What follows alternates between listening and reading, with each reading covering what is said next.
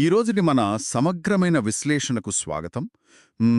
ఈరోజు మనం పరిశీలిస్తున్న డేటా ఆధారంగా ఒక ఆసక్తికరమైన అంశాన్ని లోతుగా అర్థం చేసుకునే ప్రయత్నం చేద్దాం.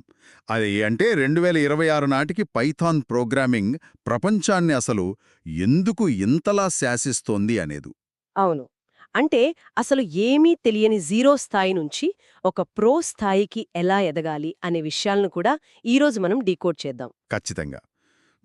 దీన్ని కాస్త లోతుగా విశ్లేషిస్తే ముందుగా నాకు బాగా ఆశ్చర్యం కలిగించిన విషయం ఏంటంటే పైథాన్ సింటాక్స్ నిర్మాణం. అంటే ఎంత సంక్లిష్టమైన ఆర్కిటెక్చర్ అయినా సరే కోడ్ చదవడానికి చాలా స్పష్టంగా ఉంటుంది. నిజమే. అదే దాని స్పెషాలిటీ. ఇప్పుడు మనం సాదా ఇంగ్లీష్లో హలో వరల్డ్ అని రాయాలంటే ప్రింట్ అని రాసి బ్రాకెట్స్ పెడితే సరిపోతుంది. ఆ క్లిష్టమైన సింబల్స్ కానీ సెమీకాలన్స్ కానీ అవసరం లేదు కదా. కేవలం స్పేసింగ్తో అంటే ఇండెంటేషన్తో పనిచేస్తుంది. ఎగ్జాక్ట్లీ. ఆ స్పష్టతే దీనికి ప్రధాన బలం. అయితే ఇక్కడ మనం గమనించాల్సిన మరో కీలకమైన విషయం ఉంది. అంటే పైథాన్ కేవలం చదవడానికి అనువైన సులువైన భాష మాత్రమే కాదు, ఆధునిక సాంకేతికతకు ఒక పటిష్టమైన పునాది లాంటిది. అవును. ఇప్పుడు 2026 నాటికి ఏఐ కానీ, machine learning, data science, web development, automation ఇలా ఏ రంగం చూసుకున్నా అన్నీ పైథాన్ చుట్టూనే తిరుగుతున్నాయి. దానికి ప్రధాన కారణం అందులో ఉండే అపారమైన కోడ్ లైబ్రరీల వ్యవస్థ అని మన సోర్సెస్ స్పష్టంగా చెబుతున్నాయి. అంటే ఒక డేటాని విశ్లేషించాలన్నా లేదా ఒక సంక్లిష్టమైన అల్గారిథం రాయాలన్నా ప్రతిసారీ చక్రం మళ్లీ మొదట్నుంచి కనిపెట్టాల్సిన పనిలేదు.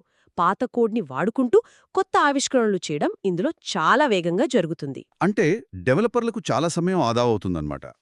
ఆ, మరి ఇంతటి సామర్థ్యం ఉన్న భాషను ఒక క్రమపద్ధతిలో నేర్చుకోవాలంటే ఎక్కడి నుంచి మొదలుపెట్టాలి? మనం చూస్తున్న సమాచారం ప్రకారం ఒక 6 నెలల రోడ్ మ్యాప్ని చాలా స్పష్టంగా ఇచ్చారు. అవును. మొదటి నెలలో వేరియబుల్స్, లూప్స్, ఫంక్షన్స్ లాంటి బేసిక్స్ నేర్చుకోవాలి. ఆ పునాది పడ్డాక అసలైన ఘట్టం మొదలవుతుంది అంటారు. ఖచ్చితంగా. రెండవ నెలలో ఆబ్జెక్ట్ ఓరియెంటెడ్ ప్రోగ్రామింగ్ అంటే ఊప్స్ కాన్సెప్ట్స్ మీద పట్టు సాధించాలి. ఇక్కడే చాలామంది తడబడతారు. కానీ బేసిక్ కోడింగ్ స్థాయి నుంచి ఒక ఏఐ చాట్బాట్ లాంటి రియల్ వరల్డ్ ప్రాజెక్ట్స్ తయారు చేయాలంటే ఈ ఊప్స్ అనేదే ప్రధాన వారధి. అంటే ఇది పూర్తిగా అర్థమైతేనే కోడ్ని బ్లాక్స్లా ఎలా ఆర్గనైజ్ చేయాలి అనేది తెలుస్తుంది. అవును. ఒకసారి రాసిన కోడ్ని మళ్ళీ ఎలా వాడుకోవాలి అనేది కూడా తెలుస్తుంది. ఆ తర్వాత మూడవ నెల నుంచి వెబ్ డెవలప్మెంట్ లేదా ఏఐ లాంటి ఏదైనా ఒక స్పెషలైజేషన్ ఎంచుకుని ప్రాజెక్టులు చేయడం స్టార్ట్ చేయాలి. ప్రాజెక్టుల విషయం రాగానే నాకొక పాయింట్ గుర్తొచ్చింది. వాస్తవ పరిస్థితి చూస్తే ఇదంతా కేవలం కోడింగ్ వీడియోలు చూస్తూ కూర్చుంటే లాభం లేదు గదా. అస్సలు లాభం లేదు. ప్రారంభ దశలో ఒక చిన్న క్యాలిక్యులేటర్ తయారు చేయడం దగ్గరనుంచి 6 నెలలు పూర్తయ్యేసరికి ఒక కామర్స్ వెబ్సైట్ నిర్మించే వరకు వెళ్ళాలి. థియరీ నేర్చుకోవడం ఎంత ముఖ్యమో సొంతంగా అప్లికేషన్ క్రియేట్ చేయడం కూడా అంతే ముఖ్యం. ప్రాక్టీస్ లేకపోవడం ఒక ఎత్తైతే కొత్తగా నేర్చుకునేవారు చేసే మరో పెద్ద పొరపాటు ట్యుటోరియల్స్ ఉచ్చులో పడిపోవడం.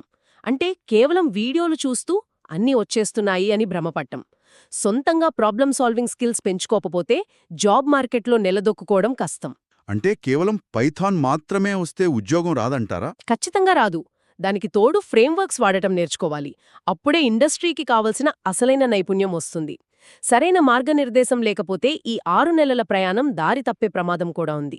అందుకేనేమో సొంతగా చదువుకుని కన్ఫ్యూజ్ అయ్యే కంటే ఒక పద్ధతి ప్రకారం నేర్చుకోవడం మంచిదని మన సోర్సులో స్పష్టంగా పేర్కొన్నారు. ఈ క్రమంలోనే నరేష్ ఐటీ వారు అందిస్తున్న ఆన్లైన్ ట్రైనింగ్ గురించి ఒక ముఖ్యమైన సమాచారాన్ని ఇచ్చారు. అవును. ఇందాక మనం అనుకున్న ఆ ట్యుటోరియల్స్ ఉచ్చులో పడకుండా ఉండటానికి వాళ్ల ట్రైనింగ్ బాగా ఉపయోగపడుతుంది. ఇండస్ట్రీలో అనుభవజ్ఞులైన వాళ్లతో క్లాసులు ఎప్పుడైనా వినగలిగే లెర్నింగ్ సదుపాయాలు, మళ్ళీ 24 గంటల సపోర్ట్ ఉండటం వల్ల డౌట్స్ వెంటనే క్లియర్ అవుతాయి. సో మొత్తంగా ఈ డాక్యుమెంట్ని బట్టి చూస్తే ఒక బలమైన పునాది, క్రమం తప్పని సాధన, సొంతగా ప్రాజెక్టులు నిర్మించడం, ఈ 3 సూత్రాలు పాటిస్తే 6 నెలల్లో ఎవరైనా పైథాన్లో నైపుణ్యం సాధించవచ్చు. ఈ విశ్లేషణంతా చూశాక ఒక ఆసక్తికరమైన ప్రశ్న మెదులుతోంది. ప్రస్తుతం పైథాన్ కేవలం సాఫ్ట్వేర్ రంగంలోనే కాకుండా అన్ని రంగాల్లోనూ విస్తరిస్తోంది కదా. అవును, దాదాపు అన్ని చోట్ల కనిపిస్తోంది. మరి భవిష్యత్తులో మన దైనందిన జీవితంలో ప్రతి చిన్న పనిని ఆటోమేట్ చేసుకోవడానికి కోడింగ్ అనేది అక్షరాస్యతలాగా ప్రతి ఒక్కరూ నేర్చుకోవాల్సిన ఒక కనీస విద్యగా మారిపోతుందా? నిజమే. కోడింగ్ అనేది భవిష్యత్తులో మనందరికీ అవసరమయ్యే ప్రాథమిక నైపుణ్యమయ్యే అవకాశముంది. ఆలోచింపజేసే ఈ ఆసక్తికరమైన ప్రశ్నతో ఈనాటి మన విశ్లేషణను ముగిద్దాం.